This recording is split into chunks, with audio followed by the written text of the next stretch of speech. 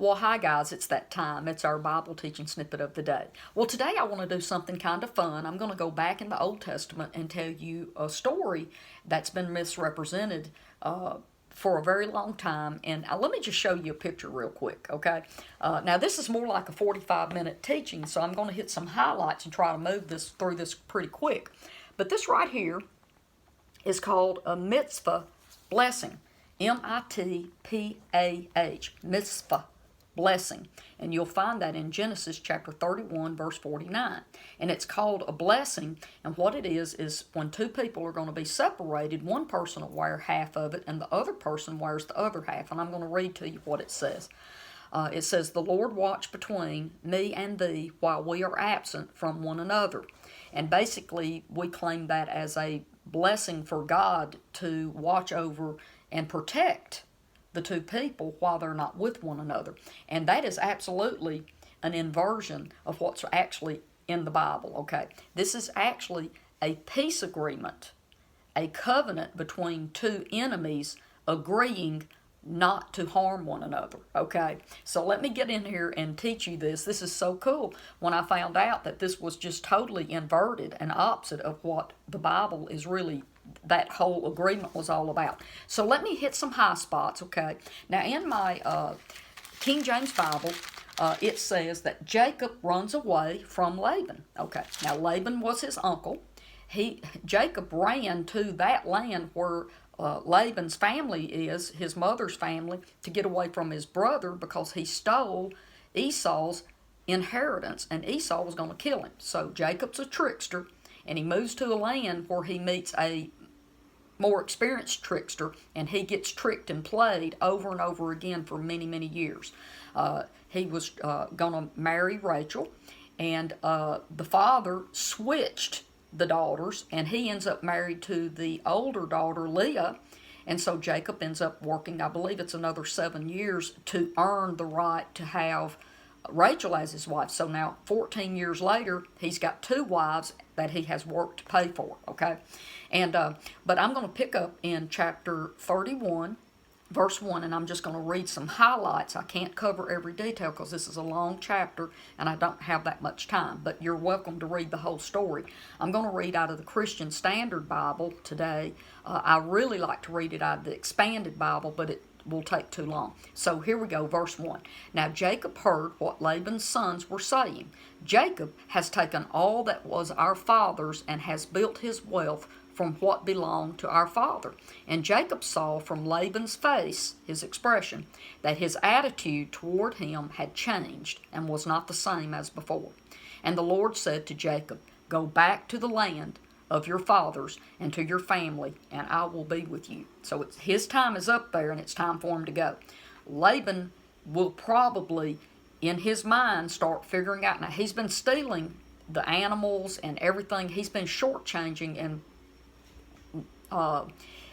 not being fair with Jacob for all these years, not just with the daughters, but with the flocks and everything. And in there, it talks about that. But he knows that Laban has changed toward him, and he's fixing to probably kill him, take everything he's got, and then resell the two daughters again to someone else. Okay.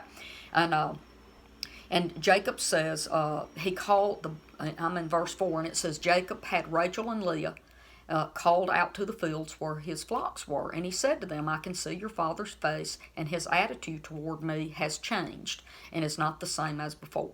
Okay.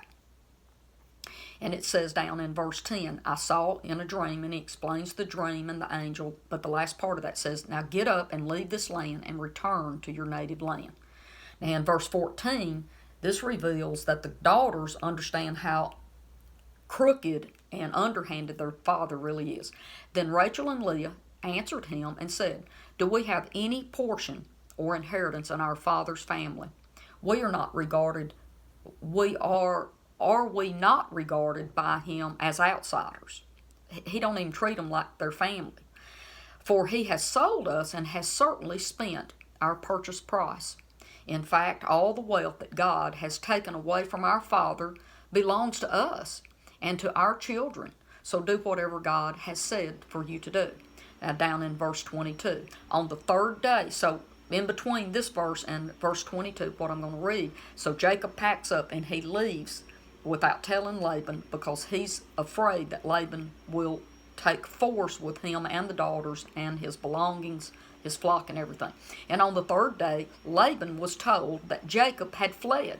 So he took his relatives with him and pursued Jacob for 7 days, and then overtook him in the hill country of Gilead. But God came to Laban in a dream at night. Watch yourself, God warned him. Don't say anything to Jacob, either good or bad. Okay, so when they get there, he's warned by God, don't you do anything to him, and don't speak evil on him. And they used curses back then. I'd love to do a teaching about that too, because these idols that Rachel stole, there's a whole backdrop story to that, but I won't cover that today.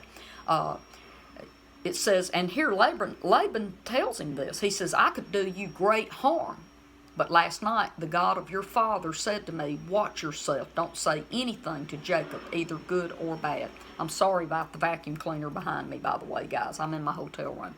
In verse 31, Jacob answered and said, I was afraid, for I thought you would take your daughters from me by force. Okay? I'm going to keep on going down to verse 48. And it says, and Laban said, and they build these stones. And let me go up to verse 45 so I don't leave anything out that you need to know. Verse 44, come now, let us make a covenant, you and I. Let it be a witness between us. So Jacob picked out a stone and set it up as a marker. And then Jacob said to his relatives, gather stones. And they took stones and made a mound, and they ate there by the mound. Laban named the mount Jegar, whatever, I can't pronounce that, but Jacob named it Gilead. Okay, now in verse 48, this is what Laban says. He says, the mound is a witness between you and me today. Therefore, the place was called Gilead. And also Mizpah, Mizpah. For he said, may the Lord watch between you and me when we are out of each other's sight. If you mistreat my daughters or take other wives, though no one is with us, understand that God will be a witness between you and me. And Laban also said to Jacob, look at this mound and the marker that I have set up. It's a marker. There's a marker set up between you and me. This mound is a witness and a marker that I will not pass beyond this mound towards you, and you will not come past this mound to come back to do me harm. As you see right here, we got two enemies that's drawing a line in the sand, right? And saying, I'm not going to come back into your territory and try to take advantage of you or hurt you in any way. And then Laban is saying, I'm not going to come after you to try to overtake you and take my daughters or hurt you or have anything So right now, all this is a peace agreement, okay? And I just think it's very interesting, and I like to talk about this because, we do these little necklaces and we give them to each other as okay, while we're apart, God's going to protect both of us until we get back together again.